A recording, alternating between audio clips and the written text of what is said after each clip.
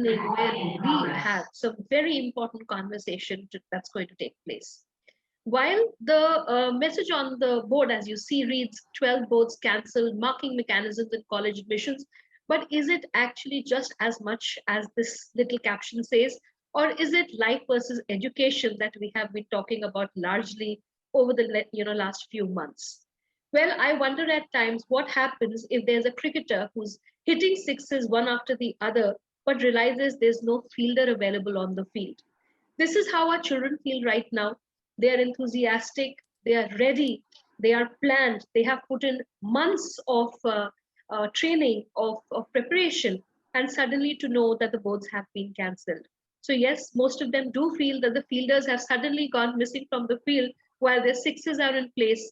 There are a lot of questions that are unanswered. And parents, we understand your concerns as well, because yes, as I rightly put, it is life versus education that we've been discussing for a long time now.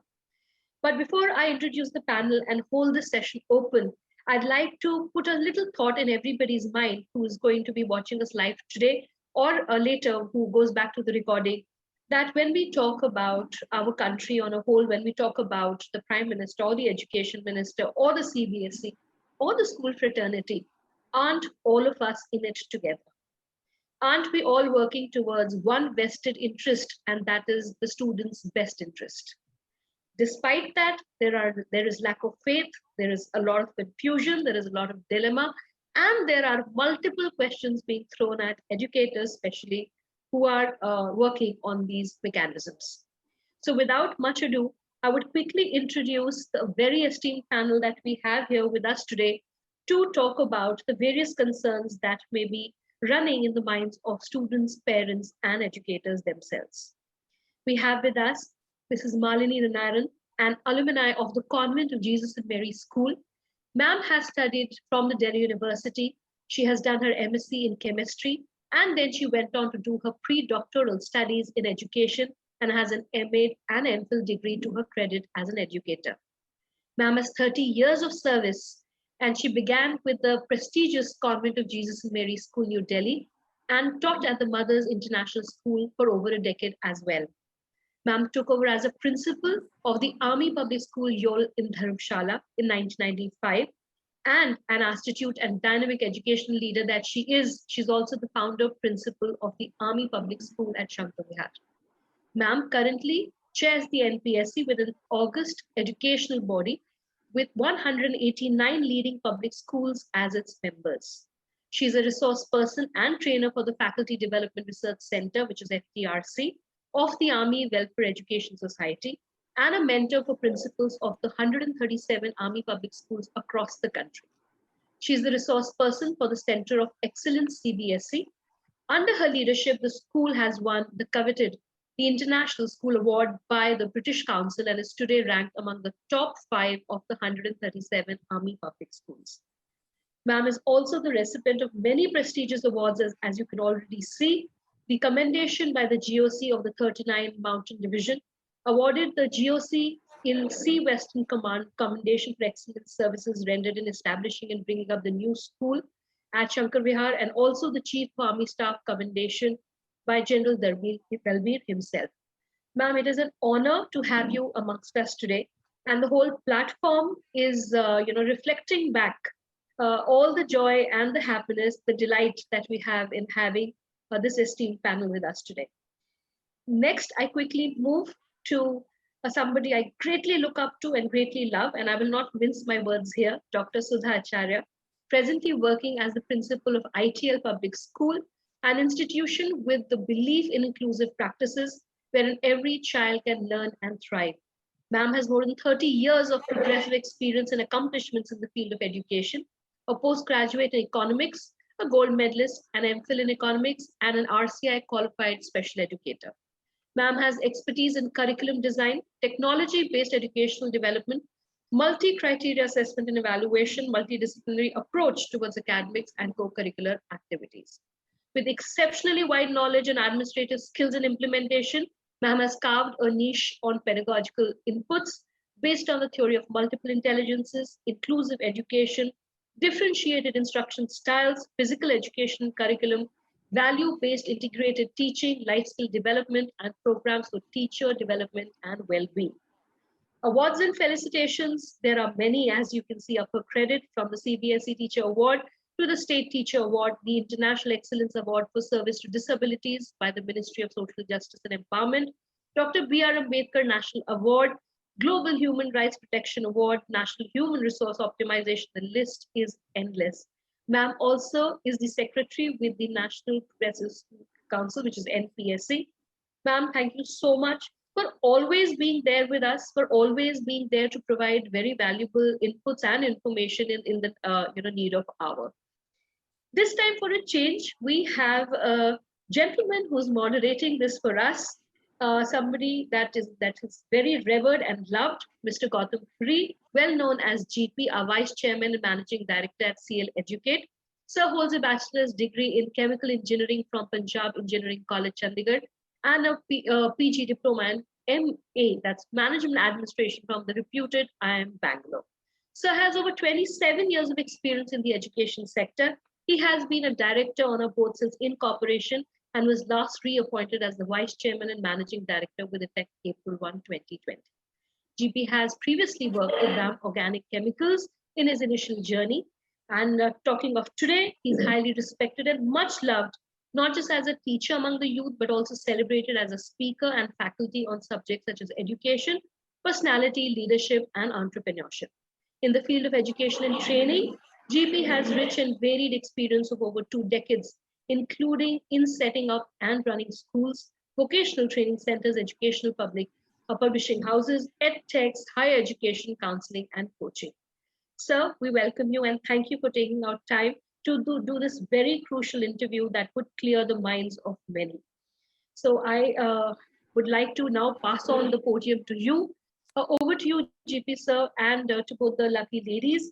I will come back in the end and ask if we've left some questions. I will come back in the end. Thank you and over to you, sir. Thank you. Thank you very much, Neha. And a formal welcome to Dr. Acharya and Ms. Malini. So as Neha mentioned, this has been a very, very topsy-turvy year for all of us. And while we have still managed, we have been able to, I think the people who have suffered the most are actually the students who at this time, at this age, they want to be out in the field meeting friends. Physical activity has virtually come to an halt. And on top of this, we have this board exam phenomena. Last year they were curtailed. This year we have cancelled them.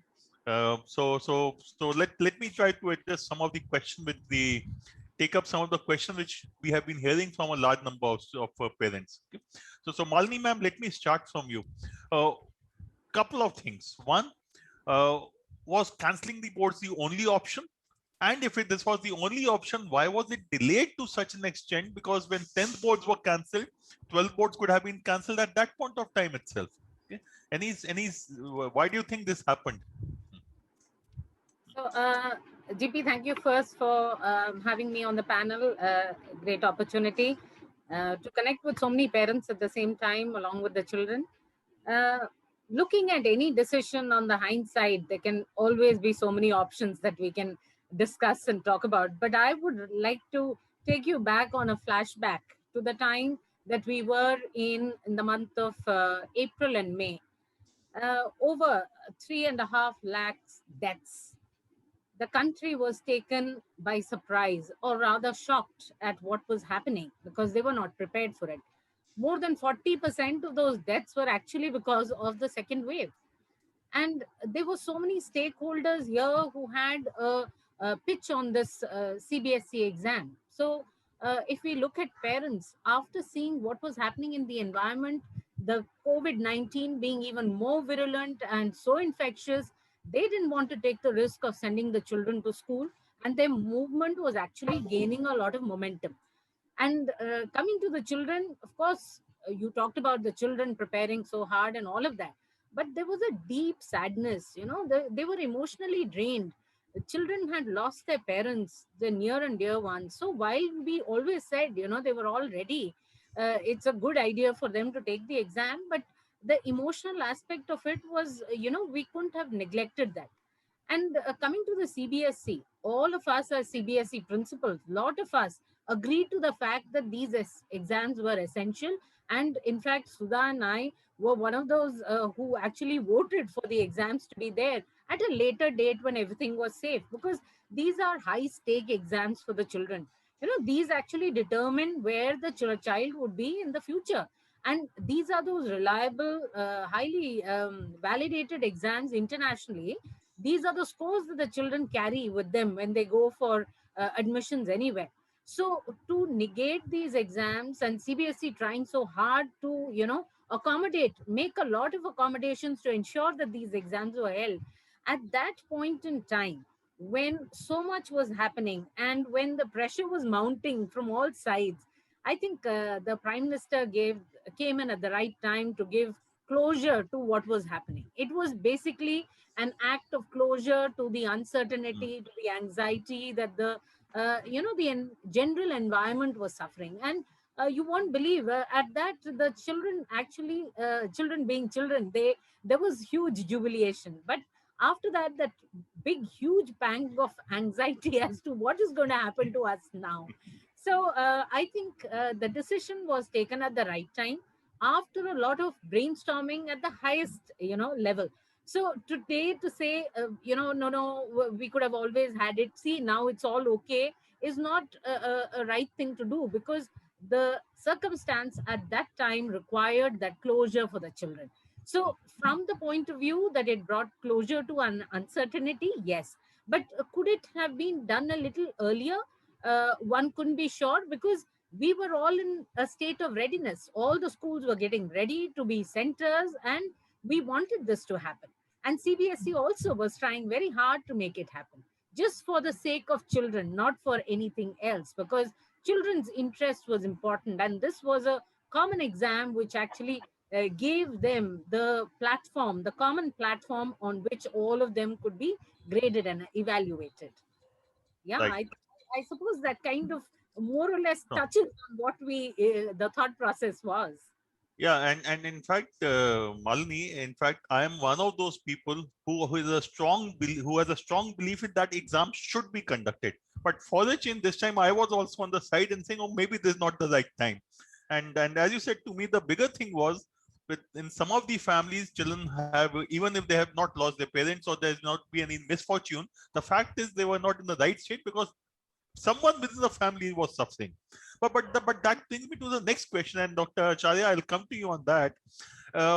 So what is the way forward? How will the internal assessment being done? I know CBSE is yet to come out with its guidelines as to what criteria, etc. But there is a lot of confusion, and probably if you could clarify it for the parents and for the kids as to, is it only 9th, 10th, 11th, 12th? Is it only 11th, 12th? Is it only 12th? Is it 3 boards? I want you to touch on this aspect, especially because I know that most of the schools are fairly strict in their marking for the internal exams, because they want their children to be perfect when they go for the exam, and rightly so. So there are many of them are worried that what happens to us now if internal exams and so if you could just take it forward from there, Dr. Acharya. Yeah, I would agree with Malini. Both of us were really talking for board exam to happen, and we tried our best. But of course, the situation did not permit, and the second wave, our children, our teachers, our families, they suffered a lot. We have lost many loved ones. So, looking at the situation, perhaps the best policy was taken at that point of time. Now we have to move ahead. As Malini said, class 12 is a very defining year. It's a gateway to their future career path. So, while deciding their future, we have to be extremely careful. As you said, children are never happy with their pre-board marks, because in schools, we do not just give them marks like, we never give 100 out of 100 in pre-boards to any child, even if the child is deserving, thinking that they will improve upon, work hard, and to motivate them more. So, if there are two options that time, which was coming on national channels and all, when committee is already constituted and they're working on it, that in between 10th, 11th, 12th, and 10th and 12th, these are two options, then I would go for 10th and 12th, because 9th and 11th are classes where children experiment, they innovate, they explore. I mean, they do research work, they are involved in different kind of activities. They cannot be on exam mode throughout their life. So 10th and 12th, they really focus on academics, thinking that these are year end and some importance attached to these exams. So 11th, children are not at all happy if we consider these marks for their class 12th assessment. So I will go for the second option. Why class 10th? My logic is that class 10th would be the only differentiator. You know, Indian exams are not standardized. In suppose say class 10th, now the formula has been given, we all have compiled our result and we have uploaded.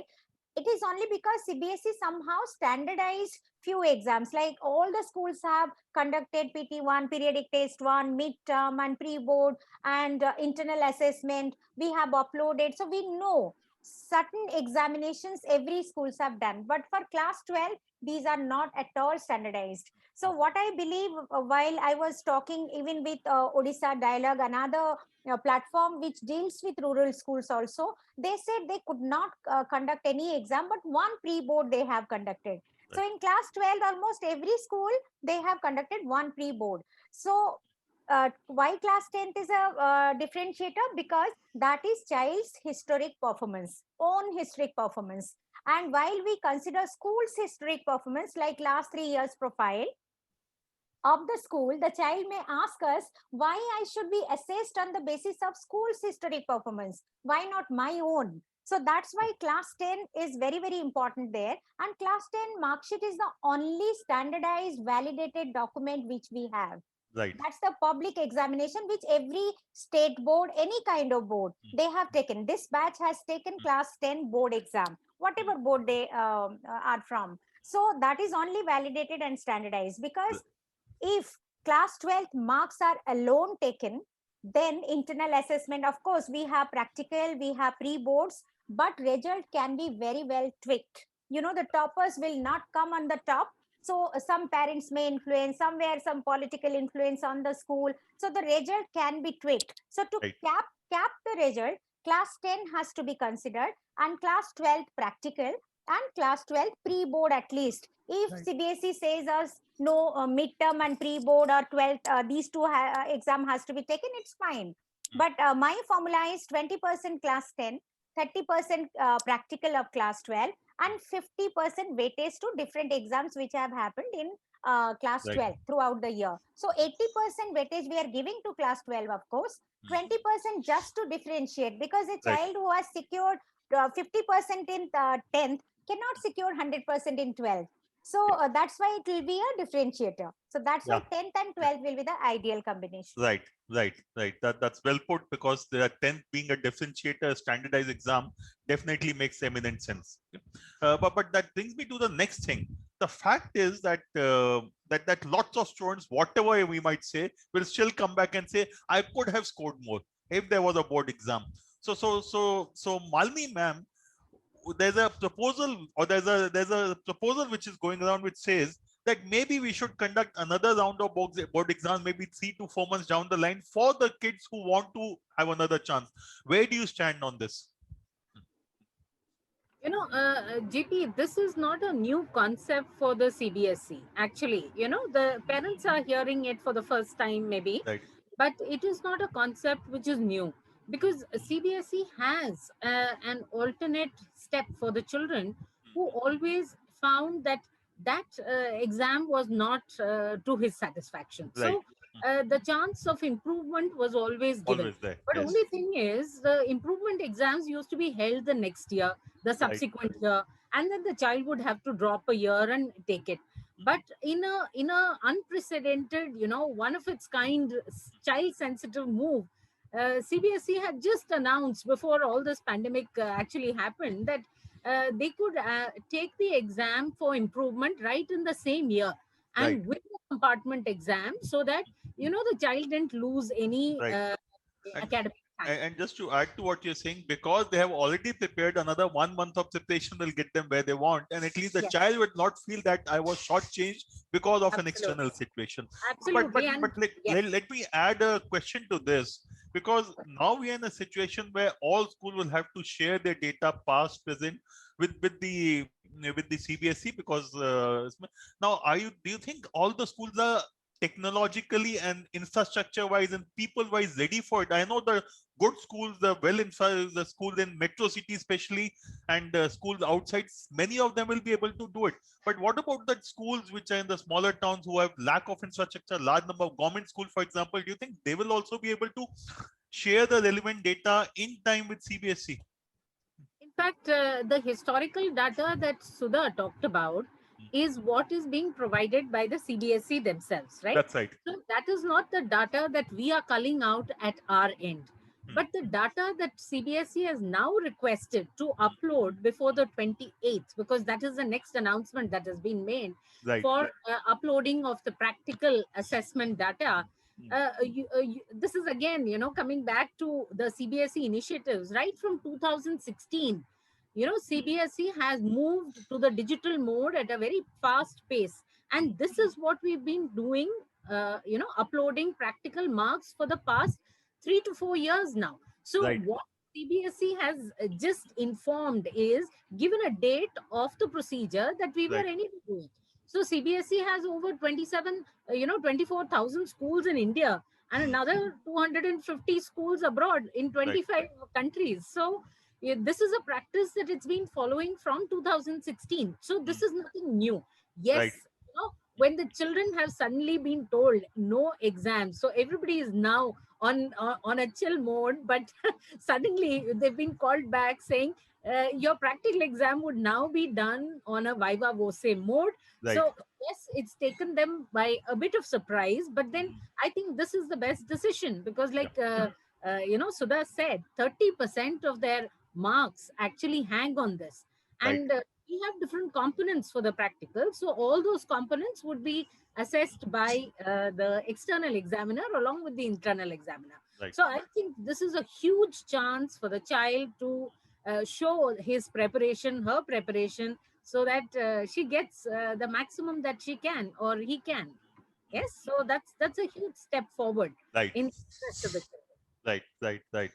Now, what you mentioned, that external exam along with internal would at least ensure some kind of not only standardization, but many times people come back, but that I was things were against me. The examiner was biased. I hope those issues will also be taken care of with this process. Absolutely. But moving to the next stage, Sudha ma'am, the next stage for student is university admissions. Okay. And here we already know that, at least I know quite a few children who have already secured admission in private universities. But we don't, but the government universities, whether it is Delhi University or the others, all of them are still probably not clear. Any thoughts on what they should be looking at? Should they be looking at the common university exam, which is being discussed, CUCET, JEE, NEET, etc. already happened? In addition to that, should the admission not be conducted same way? After all, it is a board marks. How does it matter whether it is through a specific examination or through an alternate process? At the end of the day, if a kid is getting 96%, whether it is through method A, B, or C, how does it matter? Why is there a clamor for now entrance exams for this? Yeah, I must tell you today, I was in a panel where JNU Vice Chancellor and DU Vice Chancellor both were there. So DU Vice Chancellor was saying, if things permit, if situation improves, then they'll go for CUCET test to have that merit list. Because, the standardization of different boards, even normal years also, state board and CBSE, DU make some standardization there, some adjustment. So they were thinking that if situation is good, then they'll go for CUCET exam, which is ideal for them. So that's why. So internal assessment of school examination, to be frank with, are not maturely conducted. It's not very, very standardized, not very validated. I know schools, those who just throw marks 30, 30, 30 or 30, 29, 28, not below that 28. But generally good schools, we do not do that. There is a range. CBSE has checks and balances, but yet there are problems. So internal assessment, even though universities have faith on CBSE or school assessment, still, if situation permits, they would go for CET. as per their discussion, I was understanding. But as far as I know, maybe the CUCT cannot be conducted, because once board exam is cancelled, now there is no logic to conduct these things, because we were saying that in July board exam can happen, isn't Right. it, Malini? Yeah. So Yes. that's why, if plethora of entrance exams can happen, so why not 3 basic exams of class 12? So children will go for CLAT, they'll go for JEE, they'll go for NEET. And if CUCET happens, like in Maharashtra government, they have done for class 11 admission, they have taken a CET exam there. Right. So Assam board has said, why not giving opportunity to the students who have studied hard, who wants to prove themselves? So let them give opportunity so that they can appear in school exam. Those who have problem, whose families have badly affected, children do not want, let them be assessed internally. So that Right. would have been very, very ideal, of course. Mhm. But for DU and JNU, all the VCs are of the opinion that CUCET is the ideal situation if it Right. happens. And then that's essentially to take care of the standardization. There's a common Yes. exam on the basis of which they can then, the way it happens for other engineering, medical, law, management exams. Right, right, right. Okay, but the fact also is, while CBSE has announced cancellation of exams, ICSE also, some of the state boards also, but there are still a few states and state boards who have not announced and are possibly conducting the exams. So Malini ma'am, how do you, so are those kids not in danger? Is my worry. Why is it that only are CBSE, ICSE kids much more precious than the other kids? The answer is no. So why is it that those state boards are not really cancelling the examinations? No, I think I would attribute it to the COVID, cycle region wise. Right. It's its own swing and its own life graph that's happening. It peaked in certain states at certain times. It moved in certain. If you now take a look, we are quietly unlocking at Delhi Right. while the lockdown is beginning in Karnataka and That's the right. south. So those were states which were much safer then.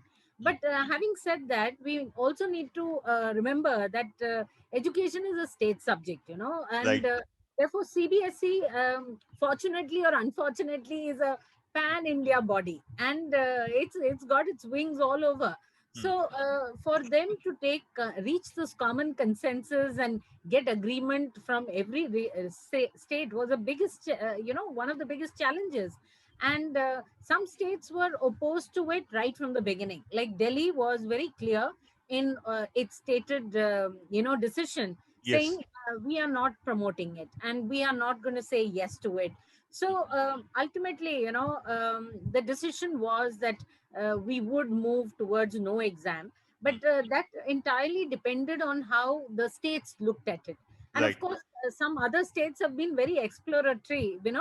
Some of them have done OTBA, and of course, Chhattisgarh. I think it would be in some kind of record for pioneering take-home exam, because they've permitted the child to the 10th standard children to take the exam paper for 5 days and return the paper is what they say, and we'll mark you, and the results have been announced. So I think this is a time where we now need to really step in and put in our innovation caps and decide how the exams are going to look different in the future. But each of these actually requires a very, very high degree of honesty, dedication, and the training that you need to give the teachers is huge. So an idea can be thought of, but the reliability and the validity of such an exam should be looked into first. So the purpose for which the exam is being conducted also needs to be understood. So you have a variety of states offering a variety of solutions, but how do we put them all on a level playing field, and how do we assess them for a central university like Delhi University, because you have a Right. lot of aspirants coming from all states. So that is where Sudha's comment on CUC Right. relevant. Yeah, just to add to what you're saying, and maybe you could just take it up from there. So now CUCT is going to take the issue of, let's say, Central University or Delhi University, but Delhi also has Jamia, which is a central, so maybe we can ignore it. But it has an IP university, it has a Ambedkar University. Are those also going to be a part of CUCT, or they will have to create a separate process for themselves because they are not a central university, they are state universities? No, it is only for Central University, I think they were Yes. talking about. I Yes, mean, so that's right. So Dr. Acharya and Malini ma'am, my question is, Delhi University has very limited number of seats. The reason why we have an IIP and other universities is that Delhi students need so many more colleges. So what any information, any views on how the admission process is likely to be for IP University, Ambedkar University, and others which are state universities? Those universities had entrance exams for particular courses in any case. You know, Delhi University also never had entrance exams for common courses. They had it Right. for selected 70 courses. Otherwise, they were 100% reliant on the CBSE scores. But now the biggest challenge is with so many people coming in from different states with different scores, they also had a moderating team which actually would moderate before they took the children in.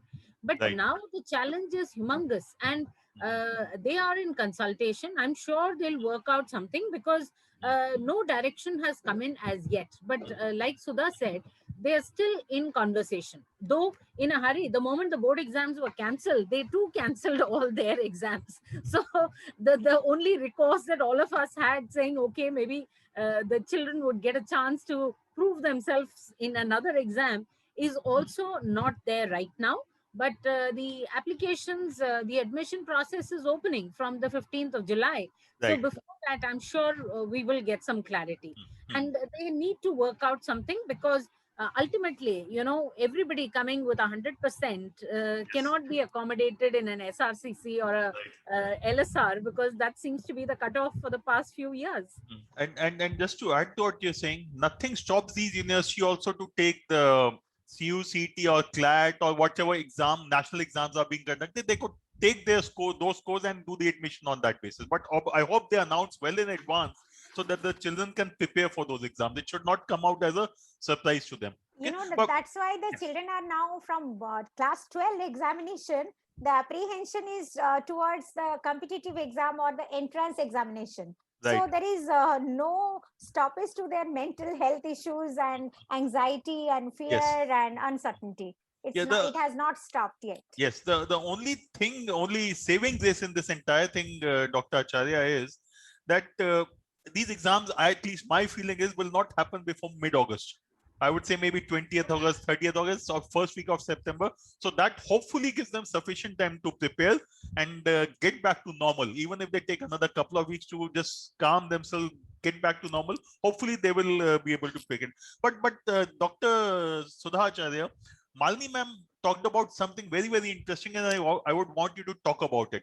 She talked about Chhattisgarh take-home exam and we faced a similar situation last year, not to the same extent. This year it is worse. Last year we were able to conduct the exams partly. This year we have had to cancel. What if the same thing happens next year? I hope we are not looking at starting the whole process all over again then. What is the process, what is the thinking in the school, in the educators, in the CBSE mind, that can we use this adversity as an opportunity and move into a different kind of examination system, which or evaluation system, which does not put so much pressure on the children and also is able to evaluate them in a holistic manner? Yeah, I'll tell you, we had a lot of discussion. CBSE invited state delegates also from different parts of India, school leaders, and some of us, we joined the discussion regarding moving ahead. Suppose next year again, 2022, this situation prevails. So we should not again face this situation of cancelling exam.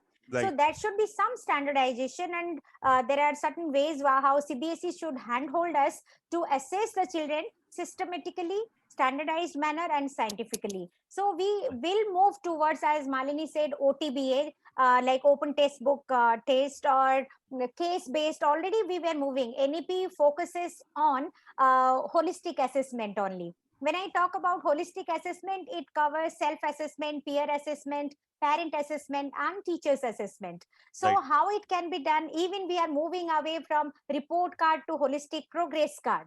So Right. it has to be semester wise and it has to be project based. So Right. it will be based on experiential learning, critical thinking, problem solving, as NEP is talking about all the 21st century skills. So assessment will shift from assessment of to assessment as and for learning. Right. It Right. will be assessment as learning and assessment for learning. Till that point, assessment is not a fun of learning, then there is no point of assessing children. It has to be achievement based, learning outcome based, or competency based. So Right. for that, we were suggesting actually it has to be project based. As such, our children, they do one core subject like practical, suppose physics, chemistry, biology, they all do one project. No, what is Right. assessed as practical, but they can do another as multidisciplinary, yeah, interdisciplinary, where music, maths, biology, history together, the child is making one project. Or suppose my subject is economics, so economics, business studies, accountancy, and maths can very well be combined. Mm, mm.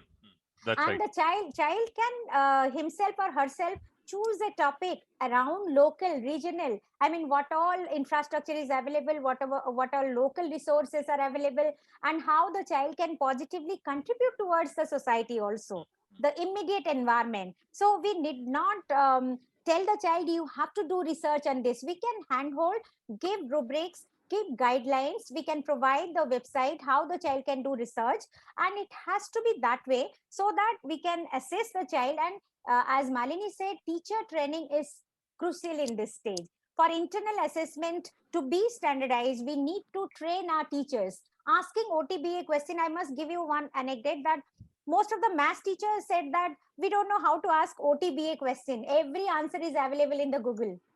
Right. Right. So sociology teacher said okay, OTBA question. So physics, chemistry, math teacher had their apprehension that all answers will be available in the Google. So we were saying this, that as a student of economics, I was saying that when you read about Keynesian economics, or you are calculating marginal cost, average cost, everything, so mathematical modules are applied here. So you can ask OTBA question, but we need to orient our teachers that way.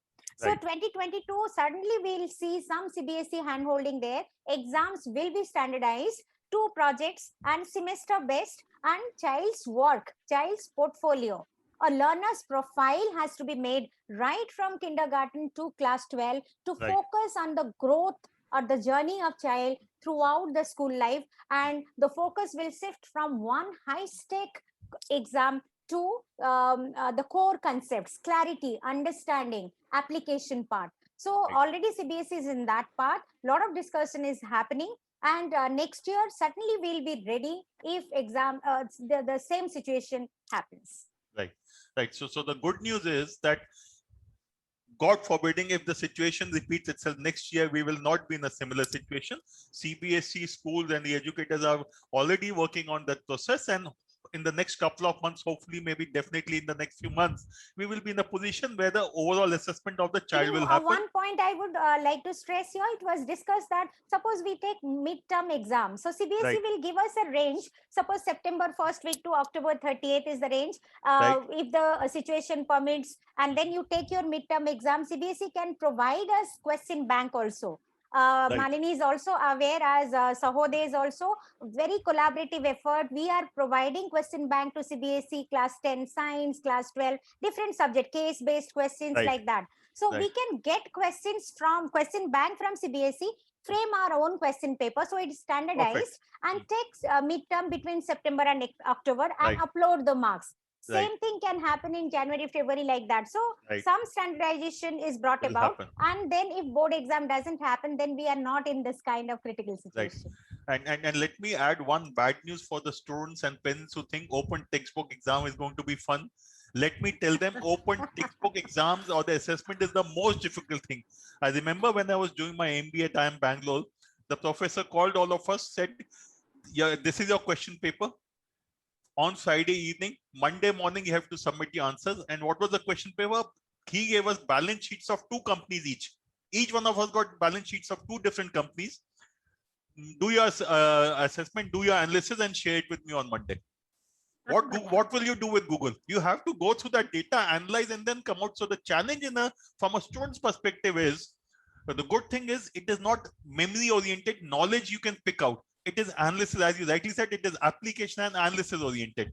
And that is where possibly the really bright kids will be able to excel more than anyone else. But I must tell you, during this lockdown period, we have experimented a lot. Yes. I mean, online mode of teaching, we have asked our children to prepare documentaries, short films, Wow. digital magazine, group discussion, just like in MBA, it happens, theater, Right. reading, and environment warriors like that. So a lot of activities we have experimented with. So maybe, and we have graded that also internally. So Right. that is the future of assessment, actually. So let me change track a little and go back to Malini ma'am. Malini, you have done chemistry. I am an engineer. Went into MBA later on. But there's one recurring thing I always hear from students who are not from science. That schools, boards, everyone seems to be more worried about science students than anyone else. See that the board exams for science are always conducted earlier. Even now, everyone's talking about practicals and other things. No one is bothered about arts and commerce students. How would you like to, let's say, put this controversy at rest? Because I know as a teacher, as a faculty, as a principal, as an educator, you don't differentiate between students. How would you want to assure the students that and the parents that this is not the case? No, in fact, the arts and commerce students shouldn't lose heart, because as it is, they are not facing 100 marks paper, while the science students with so many hours of practicals, they have a 70-30 distribution for their practicals. Theory is 70 marks and practicals is 30 marks. Whereas all the other subjects, including accountancy, BST, everything, has an 80-20 kind of orientation right through maths. So Right. in any case, they are not the pariah of this education system. But I must also tell you that the aspirants who are now preparing, having these subjects, there is enough scope and future for you, because your entrance exams are as clear and as demarcated as the NEET and the JEE. You've got your BBA exam, you've got the integrated law exam, you've got journalism exam, and the IIM Indore has come up with a fantastic 5-year, postgraduate diploma program. The BFA is there. You name it, you have all of that. The only issue is if you are deciding on following your pure subjects, like, you want to do a history honors or you want to do a sociology honors, that is where these marks of your board exams would come in. So Right. so therefore the answer, we're still waiting for the Delhi University to come in with a little clarity. I'm sure NTA would work out something, because as it is, the plan was that every child who passes out of school, because this is a part of the NEP, every child who passes out of school in whatever discipline would have to sit for an entrance exam, which is a common ability exam, to decide whether he is fit enough to go for higher ed. So therefore, that has just been pushed a little earlier. So Right. I think NEP has come at the right time, but if it had come a year earlier, all our preparedness would have been so much better. So Sudha, you also think NEP implementation will now get speeded up? Yes. A lot of committees have been framed, and as Malini told, all of us are in different committees, as I said you. So the work is in progress. NCF 2021, it was supposed to be out by year end, this year end. I don't know how far the work has gone. So a lot of academic committees have been framed, and if COVID would not have happened, then we would have made huge progress. Even in the question pattern for class 12 also, case-based question, open-ended question, all these things would have come. But during COVID, we did not like to experiment much, and finally the paper got cancelled. So the pattern of question is changing from content-based to application-based. Right. And just to add to what you said, and Malini, what you had said about Chhattisgarh, there was a I saw it on social media, so I'm not 100% sure whether it's right or not. But IIT Guwahati apparently gave a 70-mark question paper saying 30 marks. Please write down all the. Please create a question paper for yourself, which shows that you have understood the subject. That was 30-mark questions. 40 marks. Please answer those questions. Now, what will Google do in such a case? So hopefully NEP will take us in that direction. Even And IIT Goa also. IIT yeah, Goa has asked yes, students to frame their own questions yeah. and then answer them. And as a faculty, you can evaluate that very comfortably whether the student has understood the subject and the topic, and hence obviously answered it or not. And that is why I think, by and large, this is a crisis, but hopefully we'll not waste this crisis. This crisis, in the last 1 year, I'm sure all of us have got used to online teaching, experimented, as you said, and we will take this process forward and be able to take it to the next level. But one last question for Malini ma'am, for you, uh, and then I'll see if there are any more audience questions. Many students are thinking that they will be tagged as the COVID exam generation, or something similar. Okay, and despite whatever I might say, at least they are not very convinced. So can you just uh, tell them why this is not going to be the case? No one No, is no. going to In differentiate fact, or look down upon them that you got these marks without exams. I think some of these memes and WhatsApp messages have been heartless and cruel completely, because Absolutely. there have been a lot of messages going up and down saying, see, this is the COVID batch, and so on and so forth. But I think when you really sit down and calculate and see what is it that the child actually missed and what is it that he has progressed in terms of the learning journey, the only thing that he has missed is maybe some hands-on practical work, which we could not do because of the lockdowns. And if you convert it in terms of hours, we are talking about 2 hours per week.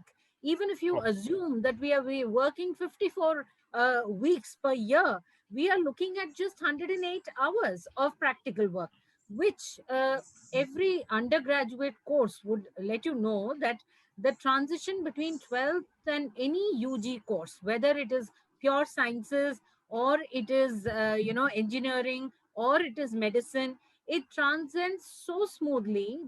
It moves in smooth, seamlessly. So whatever they have missed is nothing big. It would be revised the moment they join their undergrad course. yes. So nobody should lose heart. And ultimately, the learning that has happened during the pandemic, the digital learning that has happened, and the preparation that they have done, the kind of research and innovations that they have come up, merits much more than what they have lost out in 108 hours. So it makes up much and much, much more. I think each one of them has leveraged so much more than what they would have ever done in a normal working year.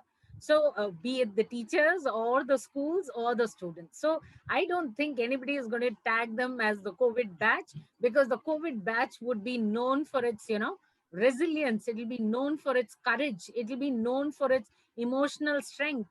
And that is how I would like to see the COVID batch. And just to add to what you're saying, ma'am, uh, this was probably the most creative year in the field of education in a long time. Creativity peaked. Children, teachers, educators, everyone, as Dr. Acharya was just saying, Sudha ma'am was saying, that children created short movies, different kind of projects they did. Those kind of things we would never have done if it was a normal year. So it is the adversities which brought out the best among in the children and in the teaching fraternity.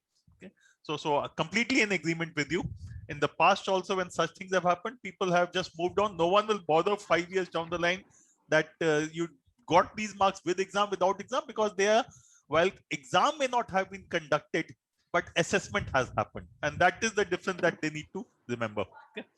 Okay, there's a connected question, and probably Dr. Sudha could take it. Will it impact us on job placement, which I think is at least 3 to 5 years down the line? Yes. Yeah, just this one was discussed again, that there was a UP principal conclave today, and university student where I was in the panel, and one of the student asked me, ma'am, will we be discriminated that we are a COVID batch and we haven't done the course properly, we haven't done learning by doing, so employment may be a problem in future. So I was saying the child that it's not so, because during the quarantine period or social distancing only, but the whole world of knowledge was open to you. So many free courses are available. be it Yes. Harvard, be it Stanford, be it different universities giving courses free of cost. So you upskill yourself. You acquire so many courses, you learn a new skill, and if you have passion, aptitude, competency, skill for certain kind of job, why not acquiring skill? This is the ideal time. So empower yourself with such a way that nobody can discriminate you, that you haven't or there is a lot of learning loss or learning gap, and you will not be preferred for employment. I don't Right. think that will be the case, because as Malini said, they became independent learners. Our children learned to be independent, and they learned independently. Otherwise, lot of hand holding, lot of memorization, all those things, they somehow went out of that. So, Right. and they explode. They did lot of research work. Many children have done lot of courses in between, which will definitely help them in their employment. So I don't think it will be affected. And completely in agreement, just to add data to what you're saying, because most of the time when we look at the course, we look at it unfortunately from the prism of employment, not from the prism of learning. So if I look at from the prism of employment, look at the employment opportunities which have come up in the colleges this year, whether you talk about IIMs or IITs or the law universities or even Delhi University colleges, all of them have got very good placement, as good as last year or the year before last. So, And this placement is not based on their score, not their yes, CGPA score. It is based on how they explore themselves, what kind absolutely. of project they have done. In I know they do all India competition, innovation competition. Yes. So if you really do well, then Goldman Sachs, JP Morgan, they come and they provide you mentor, and then pre-placement offer is provided to you. It Yes. is much before you get your scorecard. Right. So Right. your scorecard will not take you to the top. Your competency, your skills will take you to the top. And just to add, many times the people who get the best opportunities are now at the toppers. They are the people who are good in academics, but also good in multiple areas. One last question, which I'm keeping for myself, which I've just seen, possibly because that's my domain. People are asking, what about universities? We have already taken admission. Will they get us a fund? Will private universities give us a fund? My feeling is they will. Everyone is very sensitive about the current situation. If you have to move from one college to another, the older college or university will definitely give you the fund. I am sure even the UGC and the other authorities will have a look at that. Okay. I think we are on time, Neha. I hope we have not exceeded the time. So we are close to winding up, another 3-4 minutes. So Neha, anything that I have missed and you would want to add, or you would want to ask Dr. Sudha Acharya and Malini ma'am? So I think one question that is a common concern, I would really like to take it up. Students are still very concerned that some students have gone online and given exams, some offline. Will it really affect the percentage, and will it really increase the competition in the coming time? If that could be answered, please. So I would like to just pitch in there to assure the children that every school will ensure that the best interest of the child is taken care of. So they shouldn't be worried and concerned unnecessarily. They now need to look forward to all the entrance exams that they were planning and preparing for. So class 12 should be left behind, because the scores would come in and the scores would always be in your favor. So that is also another question, Malini ma'am, that has been there. Yeah, I'll just pitch in here. One of the students was saying she is supposed to appear in one of the entrance exam, which is a proctored exam, no, from home, yes, online. But she's saying, ma'am, you don't know how cheating is happening in proctored with all the software and with all the gadgets. We came to know. There was an article from Harvard which is saying world around 300% rise in using unfair means. So this head girl of mine is a very honest girl, and she does a lot of hard work. So she was getting worried that I'll be very honest, I'll be appearing in proctored entrance exam, but I don't know who else are doing what. So what chance I have? That's where the apprehension is coming, how they will do. Right. Which is very fair, ma'am. I think it's very natural for this feeling to come about because the student is working hard. One last quick comment from you, ma'am. Students want to know, how do we balance now between boards and entrance preparation? Because this ambiguity is going to stay around entrances, especially till nothing is very clearly announced. So your advice on But that. as Nalini said, they have to move away from class 12, only practical exam. Most of the, I know in Malini school, maybe 1 or 2 exams were left. I completed my practical exam and uploaded all the marks. 1 or 2 exams are left. These are all on Viva exams online mode. Few MCQ questions can be asked, but they should concentrate more on competitive exams, their entrance exams rather than class 12. Because one pragmatic point is that if improvement test happens in September or October, what fruitful it is, or what is the use of the child, because admission process is over. Once admission is over and then taking board exam, I don't think much use of it. Only in future somewhere if you have to show the mark sheet, then. But at present children need these marks for their admission process. So if the improvement test is happening in September or October, it is of no use. I can think of that, no pragmatic use for admission procedure. Very useful point made there, ma'am. I'd request my team to quickly post in the feedback form as we're concluding the session, because it becomes very important for us to learn how much of this has been, fruitful to you and what have we not been able to cover, so we can come back with more information. Though I think Malini ma'am and Sudha ma'am have given us a lot of relevant information today, and GP sir, you've asked just those questions that the students have wanted to hear. I think my favorite. Neha, just one last thing which I want to say, which Malini ma'am said, and I hope people have picked it up, especially the students. She said everything will be in favor of students. I am interpreting as children are likely to get more marks than normal. Yes, I was also going to cover that there was something that really caught my attention, which was when ma'am said that, we're all ultimately working towards their good.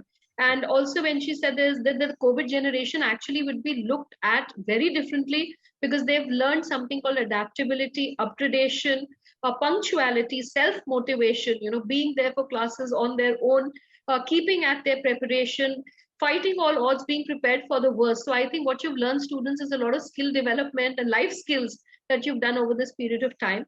With this, I think we have a lot of educators, parents, students, everybody here on the forum today. Ma'am, we've majorly covered all the questions, but again, a reminder, if we've left anything, please use the feedback form to reach us, and we'll try and reach the experts for the answers for you. So I think, sir, we'll quickly conclude the session now. And I'd like to thank each one of you, and especially our panelists. Each time, every time you come to us, I think you just enlighten the whole place and fill us with such good information. Thank you so much, Malini ma'am and Sudha ma'am, for being here. Thank you, GP sir, for moderating it for us this time. And we really did enjoy the yan more than the yin this time. So thanks for bringing the partners, the IQM. It was an absolute delight and pleasure. Thank you so much. Thank you so much. Thank you to all the viewers. And we will come back to you very soon with small nuggets. We will keep pursuing the experts, keep asking them your questions, and bringing back information through the IQM leadership program of Career Launcher. Thank you, each one of you, for giving us your time and attention. We wish you health and safety, and we wish our students a very prosperous journey ahead. Thank you, everybody. Good evening, and take care.